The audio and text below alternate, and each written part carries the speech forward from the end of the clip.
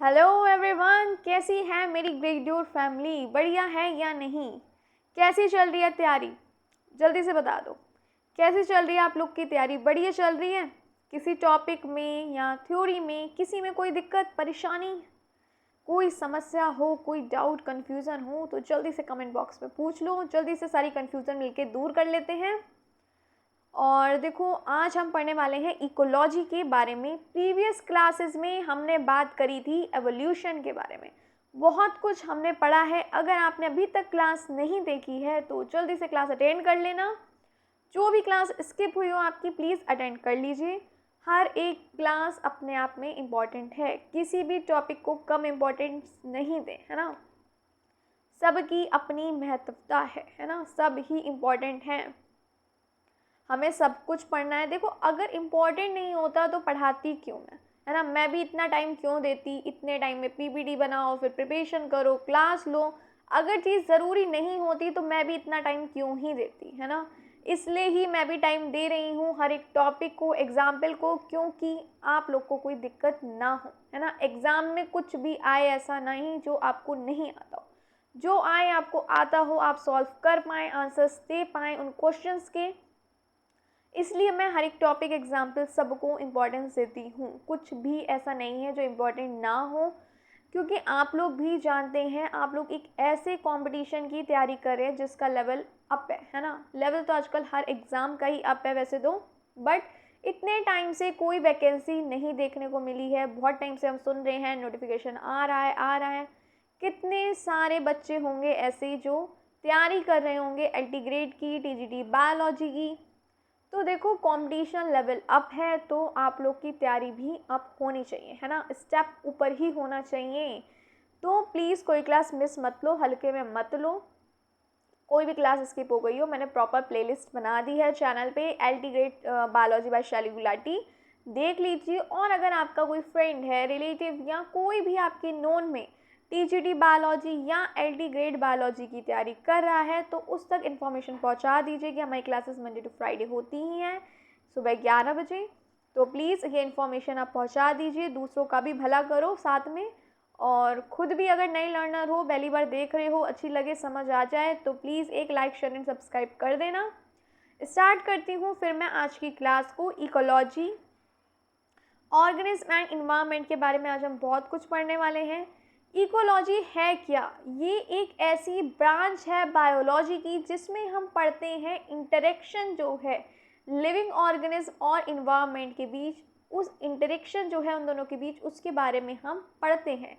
हम कह सकते हैं इकोलॉजी एक ऐसी शाखा है जीव विज्ञान की। जी हाँ, बायोलॉजी को हम बोलेंगे जीव विज्ञान। आप कहो तो मैं लिख भी देती हूँ, है ना। लो, पेन ले लेती हूँ, कलर ले लूँ। एक सेकंड रुक जाओ, 1 मिनट सब्र करें। चलो, इकोलॉजी, ये देखो, बायोलॉजी को आप लोग को नहीं पता तो बता देती हूँ, जीव विज्ञान कहा जाता है। और इकोलॉजी एक ऐसी शाखा है जिसमें हम पढ़ेंगे इंटरेक्शन जो है लिविंग ऑर्गेनिज्म यानी प्लांट, एनिमल, ह्यूमंस, माइक्रोब्स और इन्वायरमेंट यानी हमारा वातावरण, हमारी सराउंडिंग यानी वाटर, टेम्परेचर, सॉइल, ये सारी चीज़ें आ जाएंगी हमारे इन्वायरमेंट में। इकोलॉजी हमें मदद करती है समझने में कैसे एक ऑर्गेनिज्म, एक जीव ग्रो करता है, सरवाइव करता है, रिप्रोड्यूस करता है, कैसे अपने सराउंडिंग के अकॉर्डिंग, अपने वातावरण के हिसाब से अपने आप को ढालता है, एडजस्ट करता है। क्लियर? यहाँ तक कोई दिक्कत हुई तो बताओ। यहाँ तक सब क्लियर हो गया?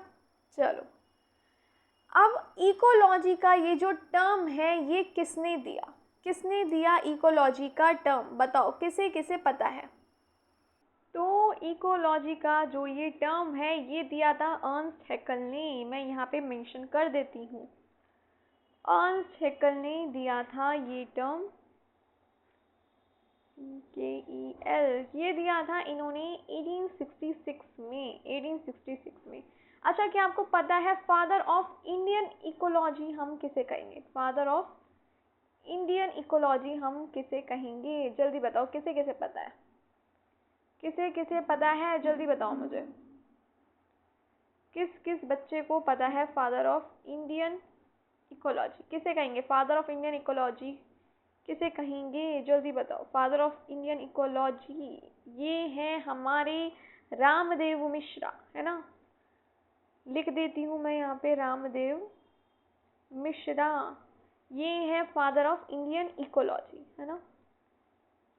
याद रखिएगा, क्वेश्चन आ सकता है ना। चलो आगे बढ़ते हैं, देखते हैं और क्या क्या हमें पढ़ना है। ब्रांचेस यानी शाखाएं, है ना, इकोलॉजी की शाखाएं। Ecology is divided into many sub branches based on the level and types of interaction. Ecology को काफ़ी सारी हम कह सकते हैं सब ब्रांचेस हैं जिसमें डिवाइड किया गया है उनके लेवल और इंटरेक्शन जो है उसके हिसाब से। देखो मोस्टली कई बुक्स में मेन जो 2 ब्रांचेस मेंशन है वो है ऑर्टिकोलॉजी और सिनेकोलॉजी। ये 2 मेन ऐसी ब्रांचेस हैं जो मोस्टली आपको हर एक बुक में यही 2 ब्रांचेस मेंशन होंगी। तो पहले हम ये 2 ब्रांचेस को देख लेते हैं, लेकिन और भी ब्रांचेस ऐसी हैं, और भी ब्रांचेस हैं जिसके बारे में हम अभी पढ़ेंगे। पहले हम देख लेते हैं ऑर्टिकोलॉजी के बारे में, और मैं जल्दी से पेन का एक कलर चेंज कर लेती हूँ, है ना। चलो तो सबसे पहले तो हम देख लेते हैं ऑर्टिकोलॉजी के बारे में। एक सेकेंड, पेन पेन पेन। ऑर्टिकोलॉजी क्या है? ऑर्टिकोलॉजी क्या है इस ब्रांच में, है ना। इसमें हम स्टडी करते हैं इंडिविजुअल और हम करते हैं उसका जो रिलेशन है इन्वायरमेंट के बीच, उसके बारे में हम स्टडी करते हैं। स्टडी ऑफ इंडिविजुअल हम कह सकते हैं individual organism and their relationship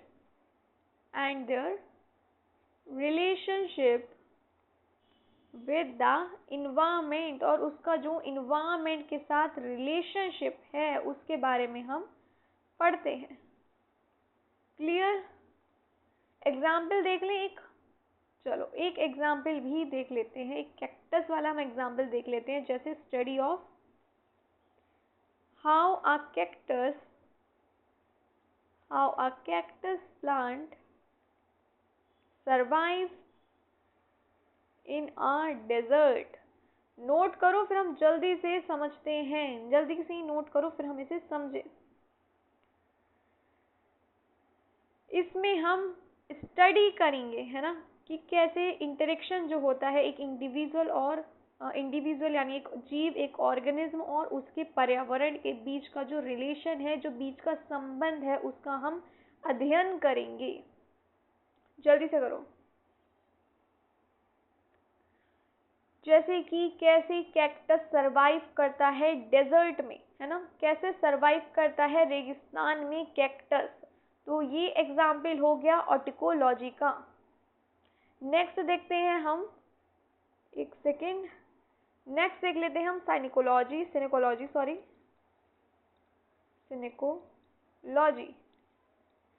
क्या होगा इसमें। चलो जल्दी से इसको भी देख लें। इसमें हम करेंगे पेन study of groups of organism और कह सकते हैं हम communities interacting with each other and the environment,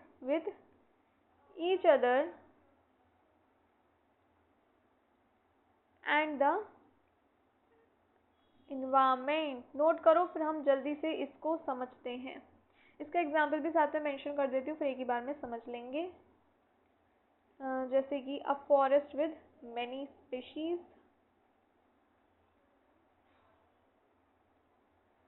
like dear,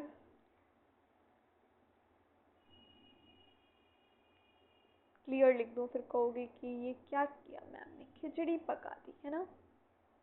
चलो like deer, tiger, birds and trees, है ना, एंड ट्रीज। चलो जल्दी से नोट करो फिर हम समझते हैं इसे।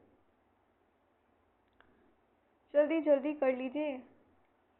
Study of groups and organism, जल्दी से नोट कर लीजिए।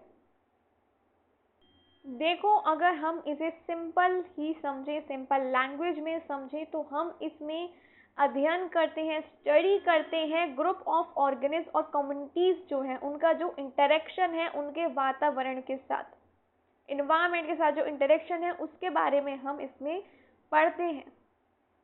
कह सकते हैं समूह या समुदाय की जीवों और उनके पर्यावरण यानी उनका वातावरण के बीच संबंधों का अध्ययन।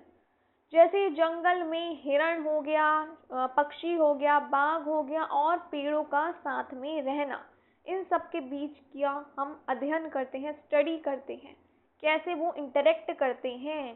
क्लियर ना?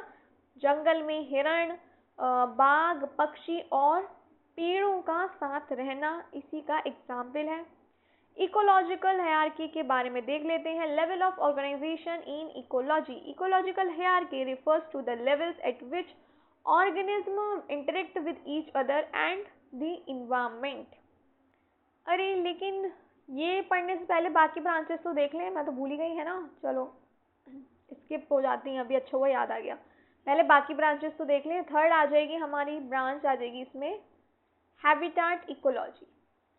हैबिटाट इकोलॉजी, मैं तो बिल्कुल ही भूल ही गई थी, आगे बढ़ गई, इकोलॉजिकल हायरार्की पे पहुंच गई थी।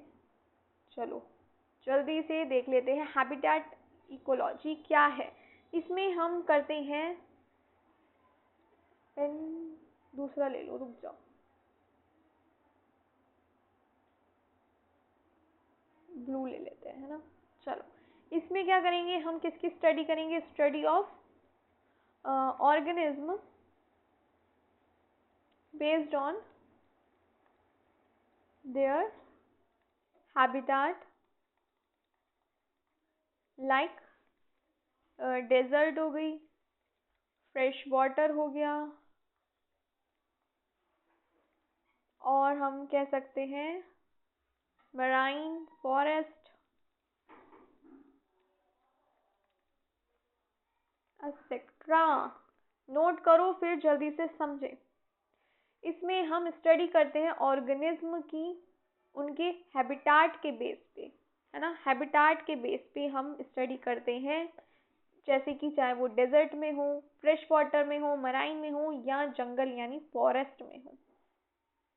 क्लियर? इसमें हम ऑर्गेनिज्म की स्टडी करते हैं based on their habitat, like desert, fresh water, marine forest etcetera. फिर आ जाएगा हमारा पॉपुलेशन इकोलॉजी, है ना। फोर्थ आ जाएगा हमारा पॉपुलेशन इकोलॉजी। चलो देख लेते हैं पॉपुलेशन इकोलॉजी क्या है, यानी जनसंख्या हो गई। पॉपुलेशन को हम जनसंख्या बोलते हैं। अच्छा, इसको मैं एक बार लिख ही देती हूँ कि इसको बोलते क्या है। इकोलॉजी को भी लिख देती हूँ क्या बोलते हैं, रुक जाओ, सब्र करो बच्चा बाटी, सब्र करो।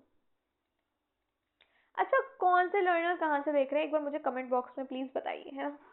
मुझे भी उत्सुकता हो रही है जानने की कि कौन कौन से मेंबर्स जुड़ चुके हैं, कहाँ कहाँ से जुड़े हैं।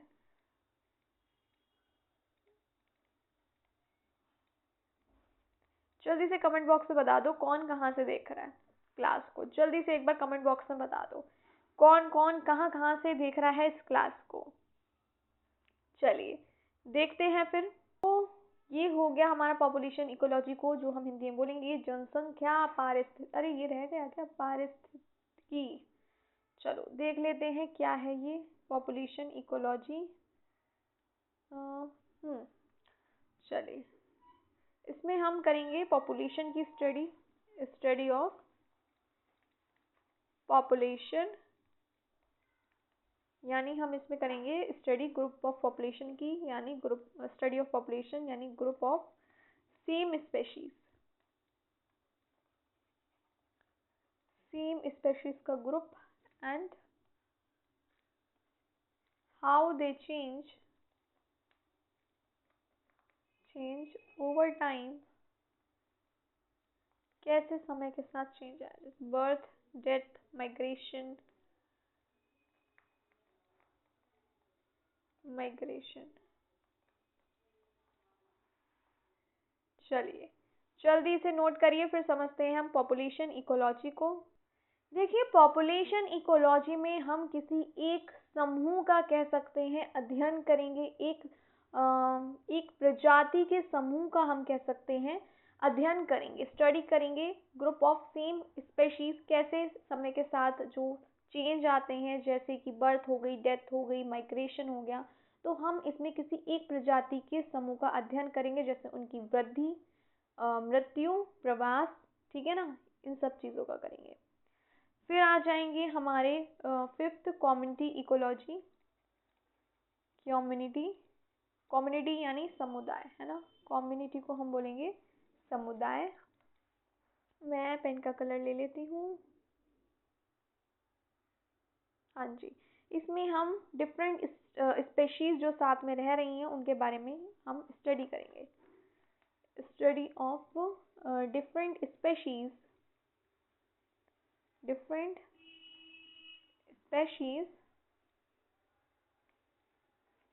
living together in a common area, living together in a common area, and how they interact।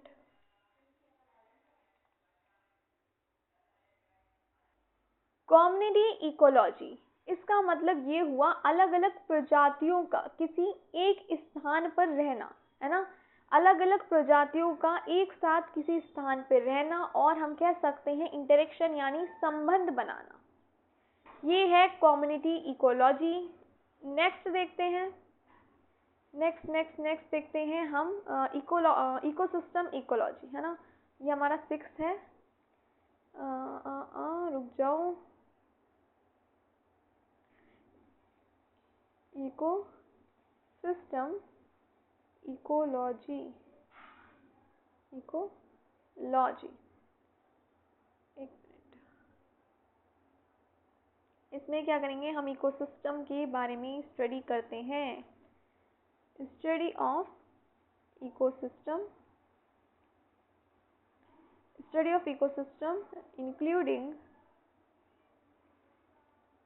इसमें बायोटिक और अबायोटिक दोनों आ जाएंगे, है ना, बोथ बायोटिक और बायोटिक यानी लिविंग, है ना, बायोटिक मतलब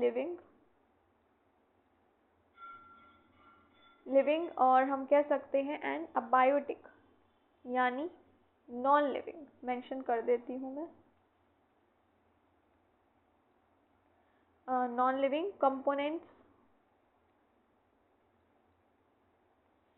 and how energy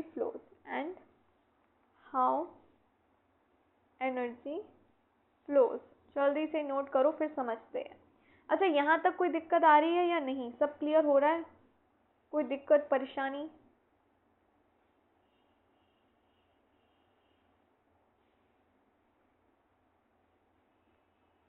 जल्दी से पढ़ लिख लो, फिर हम समझते हैं इसको। देखो इकोसिस्टम इकोलॉजी में हम अध्ययन करते हैं, स्टडी करते हैं इकोसिस्टम की, जिसमें इंक्लूड होते हैं लिविंग और नॉन लिविंग कंपोनेंट्स, है ना, चाहे वो बायोटिक हो चाहे अबायोटिक हो, तो दोनों कंपोनेंट्स के बीच का जो संबंध है, कैसे एनर्जी फ्लो होती है, ये सारी चीज़ों के बारे में हम इकोसिस्टम इकोलॉजी में अध्ययन यानी स्टडी करते हैं। क्लियर यहाँ तक? जल्दी बताओ, क्लियर तो हम आगे बढ़ें। नेक्स्ट हम देखें फिर ग्लोबल इकोलॉजी। नेक्स्ट है हमारी 7th ग्लोबल इकोलॉजी कहेंगे हम इसे, हम लैंडस्केप इकोलॉजी भी इसे कह सकते हैं, इकोलॉजी, और हम इसे लैंडस्केप इकोलॉजी भी कह सकते हैं। मैं लिख देती हूँ लैंडस्केप इकोलॉजी, पेन ले ले। अच्छा, अगर क्लास अच्छी लगती हो, पढ़ाई हुआ समझ आता हो, तो एक लाइक, एक शेयर, एक सब्सक्राइब, ताकि मैं भी मोटिवेट हो सकूं, है ना, इतना तो कर सकते हो ना, इतना तो कर ही सकते हो। Study of ecology at the global level, इसमें हम स्टडी करेंगे इकोलॉजी की एट द ग्लोबल लेवल, जैसे कि क्लाइमेट चेंज हो गया, लाइक क्लाइमेट चेंज, पॉल्यूशन,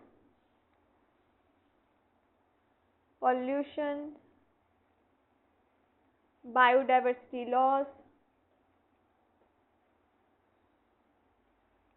ये सारी चीज़ें इसमें आ जाएंगी ग्लोबल इकोलॉजी में, है ना। ग्लोबल इकोलॉजी हम कह सकते हैं लैंडस्केप इकोलॉजी में। चलो जल्दी से लिखो, फिर हम इसे समझते हैं आराम से। देखो हम ये कह सकते हैं पूरी पृथ्वी, कह सकते हैं पूरी पृथ्वी के स्तर पर, है ना, ग्लोबल लेवल, पूरी पृथ्वी के स्तर पर जो भी हम कह सकते हैं पर्यावरणीय चेंज है, क्लाइमेट चेंज है, समस्या हैं जो, उनके बारे में हम स्टडी करते हैं, अध्ययन करते हैं। जैसे कि पॉल्यूशन हो गया हमारा, है ना, प्रदूषण हो गया, बायोडाइवर्सिटी हो गई, जैव विविधता हो गई, विविधता हानि हो गई, और जलवायु परिवर्तन हो गया। इन सब के बारे में हम स्टडी करते हैं, अध्ययन करते हैं। क्लियर यहाँ तक? आगे बढ़ें। चलो अब देख लेते हैं ecological hierarchy. Hierarchy refers to the level of which organisms interact with each other and the environment. Ecological hierarchy, देखो इसमें हम लेवल में स्टेप बाय स्टेप पढ़ते हैं। हम ये भी कह सकते हैं सिंपल टू कॉम्प्लेक्स भी जा सकते हैं, है ना। स्टेप बाय स्टेप समझते हैं कैसे एक ऑर्गेनिज्म अपने इन्वायरमेंट से कैसे इंटरेक्ट करता है ना। चलो एक एक करके देखें इसको। पहले आ जाएंगे हमारे इंडिविजुअल यानी ऑर्गेनिज्म, ये सब चलो हम अभी पढ़ते हैं। पहले हम इकोलॉजिकल हियरार्की की बात कर लें, है ना। चलो अच्छा, हम इकोलॉजिकल हियरार्की को ये भी कह सकते हैं कि इसका मतलब ये भी हो सकता है प्राकृतिक दुनिया को छोटे से लेकर बड़े स्तर तक स्टेप बाय स्टेप हम कह सकते हैं तरीके से समझना। तो पहले आ जाएंगे हमारे इंडिविजुअल्स यानी हमारे ऑर्गेनिज्म। एक मिनट, इंडिविजुअल,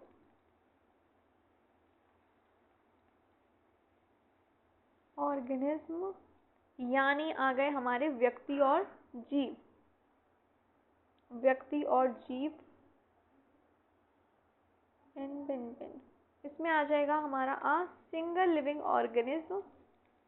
इंडिविजुअल या ऑर्गेनिज्म क्या होंगे, एक सिंगल लिविंग बीइंग कह सकते हैं हम, सिंगल लिविंग बीइंग। जैसे कि a lion, a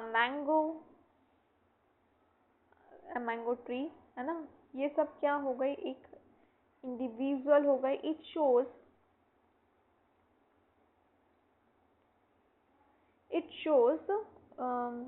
basic unit of ecological study भी हम कह सकते हैं, basic unit of ecological study. Clear clear clear, या इसको भी हम हिंदी में समझाएं। एक सिंगल लिविंग बीइंग होता है ऑर्गेनिज्म, जैसे कि एक लाइन हो गया, एक मैंगो ट्री हो गया, और ये शो करता है बेसिक यूनिट इकोलॉजिकल स्टडी की। ये अध्ययन की मूल इकाई है, हम ये कह सकते हैं। नेक्स्ट देखें। चलो नेक्स्ट आ जाएगा पॉपुलेशन यानी जनसंख्या। पॉपुलेशन यानी जनसंख्या, कहो तो लिख भी देती हूँ, है ना, लिख भी देती हूँ जनसंख्या। जनसंख्या, पॉपुलेशन एक ही प्रजाति के जीवों का समूह, हम ऑलरेडी पढ़ चुके हैं अभी इसे, है ना, पढ़ चुके हैं। Group of same species living in a specific area, जैसे कि इसका एग्जाम्पल भी देख लें। यानी पॉपुलेशन में आ जाएगा एक ग्रुप सेम स्पेशीज का जो एक स्पेसिफिक एरिया में रहती हैं। इसका एग्जाम्पल, एक मिनट रुको, पेन ले लेते हैं फिर हम देख लेते हैं। जैसे कि सब टाइगर्स रहते हैं नेशनल पार्क में, all the tigers in a national park. Clear यहाँ तक? कोई दिक्कत? एक ही प्रजाति के हम कह सकते हैं जीवों का समूह जो किसी स्पेसिफिक एरिया में रहते हों, है ना, किसी स्पेसिफिक हम कह सकते हैं किसी क्षेत्र में रहते हों, जैसे कि टाइगर्स नेशनल पार्क में रह रहे हैं, all the tigers in a national park. आगे बढ़ें, कम्युनिटी। नेक्स्ट आ जाएगा हमारा कम्युनिटी यानी समुदाय, हम कह सकते हैं समुदाय।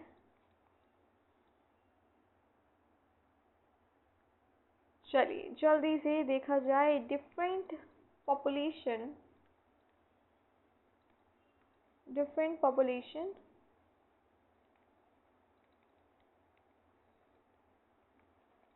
of various species living and interacting in the same area,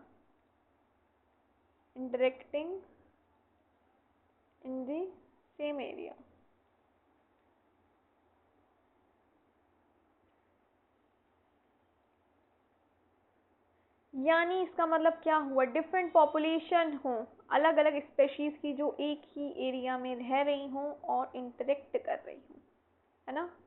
विभिन्न प्रजातियों की आबादी जो एक ही क्षेत्र में रहती हो और आपस में संपर्क करती हो, हम कह सकते हैं। इसके एग्जाम्पल भी हम देख लेते हैं। इसके एग्जाम्पल हो जाएंगे जैसे कि deer, monkeys and trees in a forest, monkeys और trees in a forest. Clear clear clear. और देखें नेक्स्ट क्या है हमारा, इकोसिस्टम।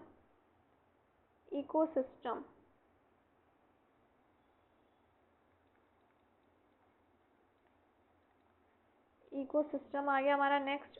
इकोसिस्टम क्या है, a community of living organism interacting with, हम कह सकते हैं नॉन लिविंग कंपोनेंट्स, है ना। जब इंटरेक्ट करेंगे आप community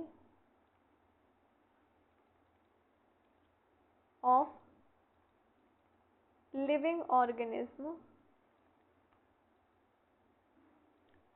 interacting with non living components, हम कह सकते हैं components like air, water, soil. जल्दी से देखते हैं इसको, नोट कर लीजिए। यानी एक ऐसी कम्युनिटी लिविंग ऑर्गेनिज्म की जो इंटरेक्ट करती है नॉन लिविंग कंपोनेंट्स के साथ, है ना। नॉन लिविंग कंपोनेंट्स के साथ जब एक कम्युनिटी लिविंग ऑर्गेनिज्म की इंटरेक्ट करती है, जैसे कि एयर हो गई, वाटर हो गई, सॉइल हो गई। इसका एक एग्जाम्पल देख लेते हैं, रुक जाओ। इसका एग्जाम्पल देख लेते हैं हम, जैसे पॉन्ड इकोसिस्टम, है ना। पॉन्ड इकोसिस्टम होगा अगर, तो उसमें क्या होगा, फिश होंगी, है ना। एक लिविंग ऑर्गेनिज्म की कम्युनिटी हम कह सकते हैं, क्या होगा इसमें, इंक्लूड्स इसमें फिश भी होगी, एल्गी भी होगी, वाटर भी होगा, सनलाइट भी होगी। तो क्या होगा, कम्युनिटी जो है लिविंग ऑर्गेनिज्म की वो इंटरेक्ट कर रही है नॉन लिविंग कंपोनेंट्स के साथ, है ना। क्लियर हो गया इकोसिस्टम। आगे बढ़े, नेक्स्ट आ जाता है हमारा बायोम। क्या है ये, अ लार्ज इकोलॉजिकल एरिया, एक बड़ा इकोलॉजिकल एरिया है ये, ecological area with similar climate, है ना। Similar climate, plant and animals, climate, plants and animals,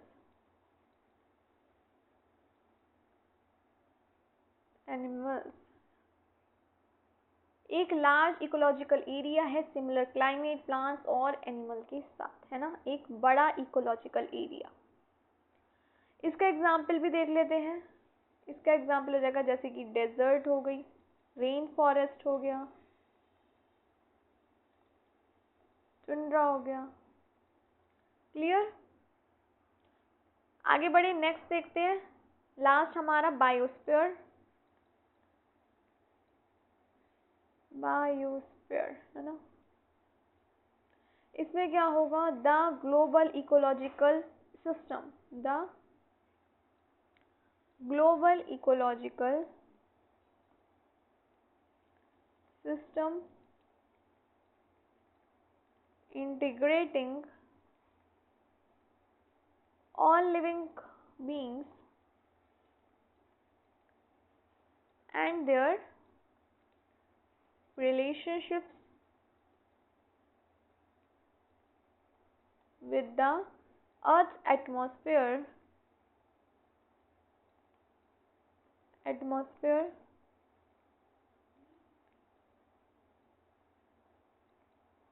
water and land। जल्दी से नोट करो, फिर हम इसको समझते हैं बायोस्फीयर को। अगर शॉर्ट और इजी लैंग्वेज में समझो तो बायोस्फीयर वो क्षेत्र है पृथ्वी का जहाँ जीवन है, वो क्षेत्र है, वो जगह है जहाँ पे जीवन है, लिविंग बींग्स आ जाएंगे, उनका रिलेशन जो है अर्थ, एटमॉस्फेयर, वाटर, लैंड के साथ, जहाँ पे जीवन है वो क्षेत्र है बायोस्फीयर। क्लियर? आगे बढ़े या नहीं?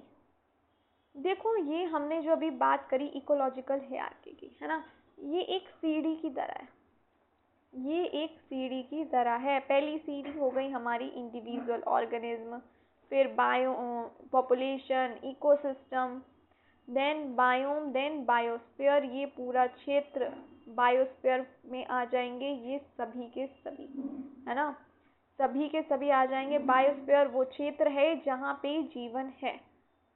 क्लियर या नहीं? बताओ जल्दी से। हम ये कह सकते हैं लार्जेस्ट और हाईएस्ट लेवल है बायोस्फीयर। मैं मेंशन कर देती हूँ, it is the largest and highest level in the ecological hierarchy. It is the largest and highest level of ecological hierarchy. Clear? देखो, सबसे हाईएस्ट लेवल हो गया हमारा बायोस्फीयर, है ना, सबसे बड़ा बायोस्फीयर। बायोस्फीयर में ये सब आ जाएंगे, ये हम कह सकते हैं इंडिविजुअल, देन इंडिविजुअल आ जाएंगे आपके पॉपुलेशन कम्युनिटी में, फिर ये आ जाएगा इकोसिस्टम में, फिर ये तीनों चीज़ें आ जाएंगी बायोम में, और ये चारों आ जाएंगे बायोस्फीयर में। बायोस्फीयर यानी वो क्षेत्र जहाँ पे पृथ्वी का वो क्षेत्र जहाँ जीवन मौजूद है। चलो आगे बढ़ते हैं, क्या है नेक्स्ट हमारा, व्हाट इज ऑर्गेनिज्म, है ना।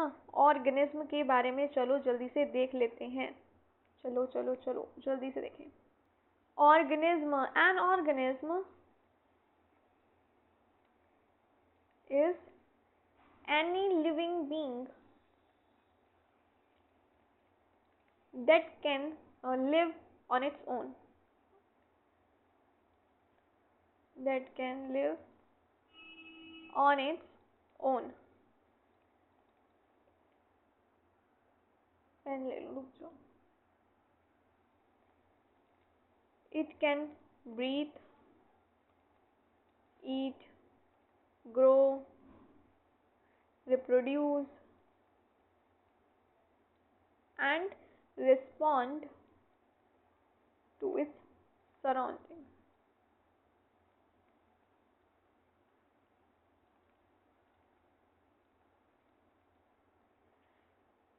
कोई भी जीवित चीज कह सकते हैं, एक लिविंग बीइंग कह सकते हैं जो खुद से जीवन जी सकता है या जी सकती है, जैसे कि हो गए इंसान, जानवर, पौधे, पक्षी, मछली, बैक्टीरिया, चाहे मल्टी सेलुलर हो, चाहे हम कह सकते हैं यूनिसेलुलर हो, है ना, यूनिसेलुलर हो चाहे मल्टी सेलुलर हो, दोनों ही ऑर्गेनिज्म ही तो हैं, चाहे मल्टी सेलुलर हो।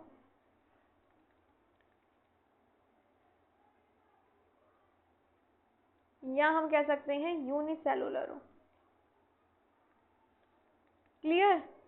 ह्यूमन हो गए, बर्ड्स हो गई, ह्यूमन, फिश, बर्ड्स, सब ही ऑर्गेनिज्म ही हैं, बैक्टीरिया है, ये सब क्या है, इसी के ही उदाहरण हैं, जो हम कह सकते हैं सांस लेता है, खाना खाता है, बढ़ता है, रिप्रोड्यूस कर सकता है ना। तो ये सारी चीज़ें आ जाएंगी हमारी ऑर्गेनिज्म में, जो रिप्रोड्यूस भी करता है और मरता भी है। एक एज होती है ना। तो अपने सराउंडिंग के हिसाब से रिस्पॉन्ड भी करता है।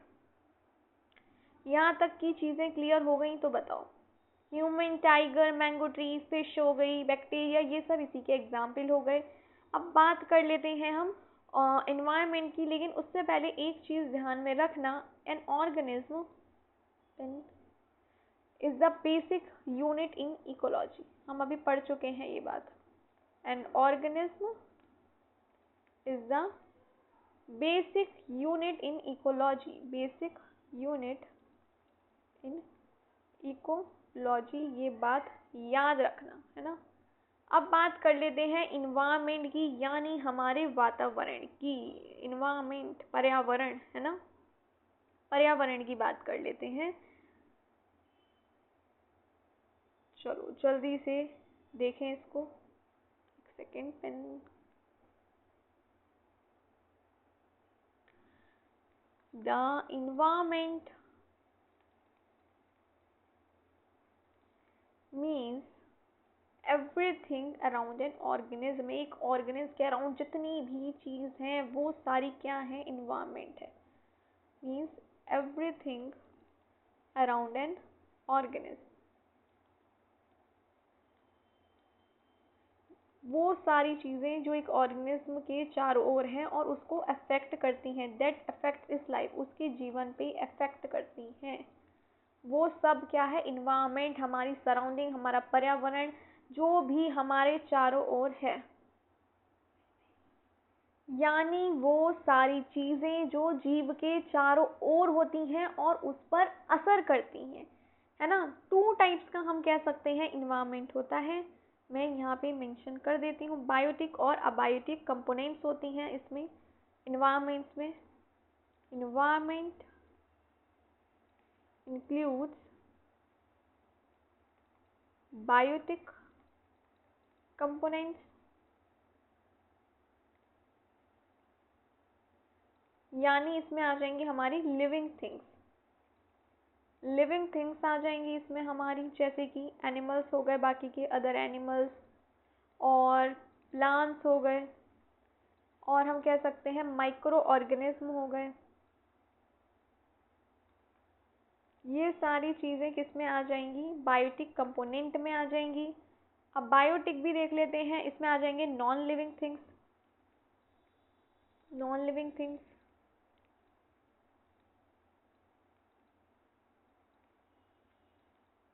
किस में आ जाएंगी, अब बायोटिक में, बायोटिक कंपोनेंट्स में।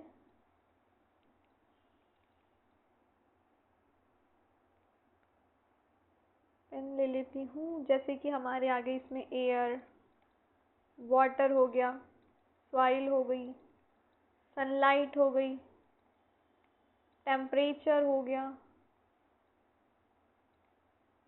रॉक हो गई, ये सारी चीज़ें आ जाएंगी अबायोटिक कंपोनेंट में। क्लियर यहाँ तक, क्लियर क्लियर क्लियर। आगे बढ़ें।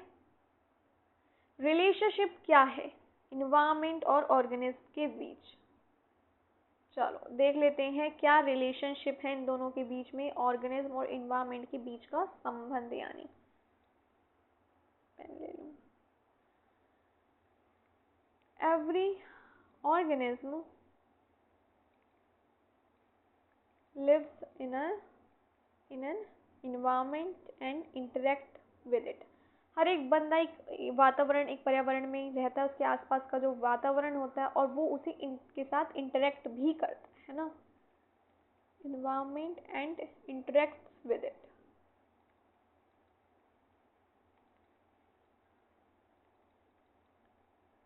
हम कह सकते हैं it depends on the environment for food, shelter, water, air and survival। Clear या नहीं, जल्दी बताओ। हर एक जीव अपने पर्यावरण से जुड़ा होता है ना, वो अपने आसपास की माहौल के अनुसार अपने आप को ढालता है, डिपेंड होता है अपने इन्वायरमेंट पे, खाने के लिए, शेल्टर के लिए, पानी के लिए, हवा के लिए, एयर के लिए, सर्वाइवल के लिए। होता है या नहीं? होता है ना। इसके कुछ एग्जाम्पल देखते हैं चलो। जैसे कि कैमल कैमल जो होते हैं वो डेजर्ट में ही रहते हैं। Camels lives in the desert, है ना, डेजर्ट में रहते हैं। So its body stores water.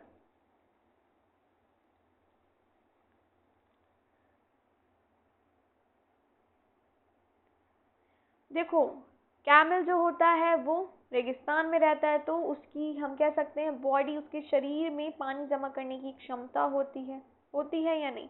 Cactus cactus का एग्जाम्पल आप देख सकते हो। कैक्टस में होते हैं ना वो कांटेदार सी, हम कह सकते हैं स्पाइंस कह सकते हैं। अ कैक्टस प्लांट करके लिख देती हूँ, कैक्टस प्लांट है ऐसा ना। अ कैक्टस प्लांट हैज स्पाइंस, वो कांटे से नहीं होते हैं, उस पे होते हैं या नहीं कैक्टस में? इंस्टेड ऑफ लीव्स, लीव्स की जगह वो कांटेदार होते हैं, है ना, instead of leaves. And can survive with very little water, and can survive with very little water.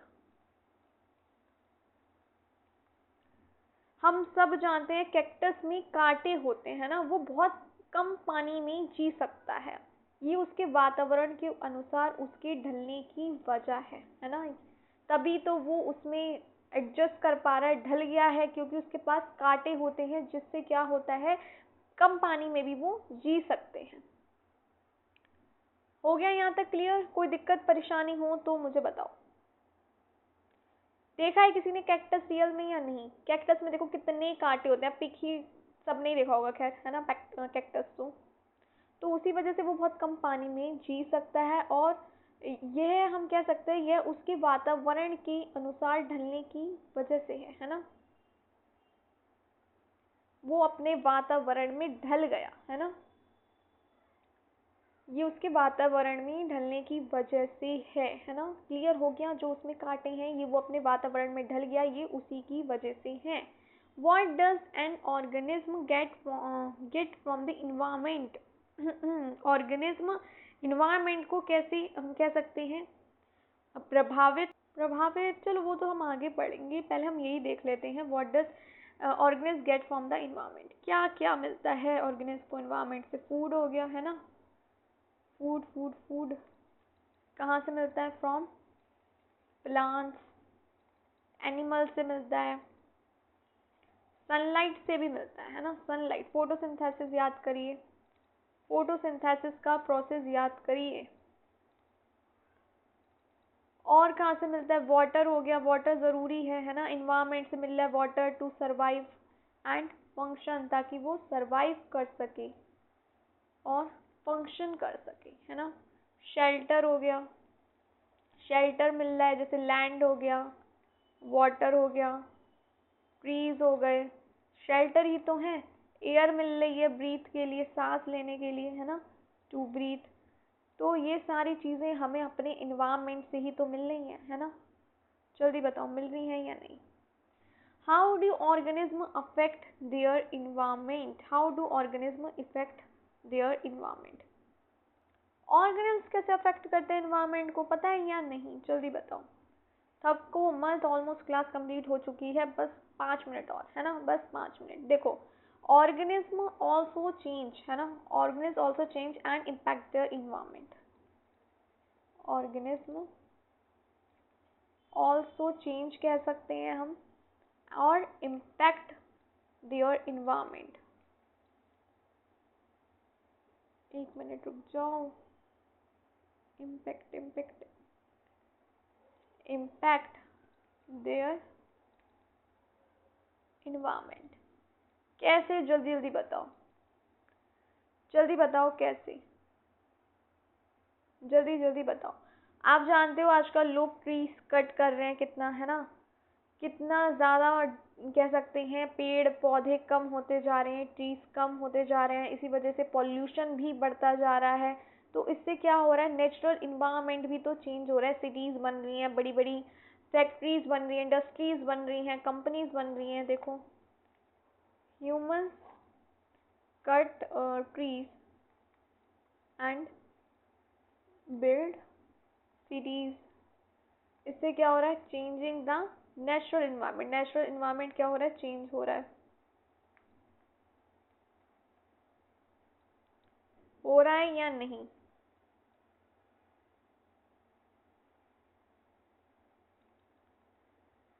हो रहा है या नहीं हो रहा, जल्दी बताओ। और हम देख सकते हैं जैसे कि अ काऊ ईट ईट्स ग्रास। काऊ ग्रास खाती है, उससे क्या होगा, change the plant population. Plant population change होगी, चेंज द प्लांट पॉपुलेशन। तो ये सब इसी के एग्जाम्पल हो गए हैं। यहाँ तक कोई दिक्कत आ रही हो तो मुझे बताओ, बताओ जल्दी से बता दो, कोई दिक्कत? सब मज़ा आ रहा है आज की क्लास में? तो इसका कंक्लूजन क्या निकला कि ऑर्गेनिज्म और इन्वायरमेंट क्लोजली कनेक्टेड है ना, क्लोजली कनेक्टेड है, एक दूसरे पे निर्भर रहते हैं। हम ये भी कह सकते हैं organism depend on the environment to live. Same time organism can also change the environment. अगर हम बात करें, ऑर्गेनिज्म अपने वातावरण से चीज़ें लेता है और फिर उसी वातावरण को प्रभावित भी करता है ना। Interaction is the foundation of ecology. Interaction जो है वो फाउंडेशन है इकोलॉजी की, यानी बुनियाद है। फाउंडेशन यानी होता है बुनियाद है इंटरेक्शन। ऑर्गेनिज्म और इन्वायरमेंट दोनों क्लोजली कनेक्टेड हैं, दोनों ही हम कह सकते हैं एक दूसरे को कह सकते हैं प्रभावित। जैसे अगर ऑर्गेनिज्म है तो वो इन्वायरमेंट पे निर्भर है, एक दूसरे पे निर्भर है, हम ये भी कह सकते हैं। ऑर्गेनिज्म जो है वो डिपेंड है इन्वायरमेंट पे, लेकिन जो ऑर्गेनिज्म है वो इन्वायरमेंट को चेंज भी कर सकता है, उसका इम्पैक्ट भी इन्वायरमेंट पे पड़ सकता है, जो हम ऑलरेडी पढ़ चुके हैं। और इंटरेक्शन एक नींव है, एक फाउंडेशन है इकोलॉजी की, इस बात को ध्यान में रखिएगा। तो फाइनली आज की क्लास यहीं समाप्त होती है ना, यहीं ख़त्म होती है। अच्छी लगी हो क्लास, सब कुछ समझ आया हो, क्लियर हो गया हो, तो प्लीज़ एक लाइक, एक शेयर, एक सब्सक्राइब, ज़्यादा नहीं तो इतना तो कर सकते हो, है ना, एक शेयर तो कर ही सकते हो क्लास को। और अच्छी लगी हो क्लास तो प्लीज़ एक लाइक कर ही देना, है ना। तो मिलती हूँ आपसे नेक्स्ट क्लास में, तब तक के लिए bye, take care of yourself and your family. Thank you for watching. और हाँ, रिवीजन करना नहीं भूलना। Bye bye.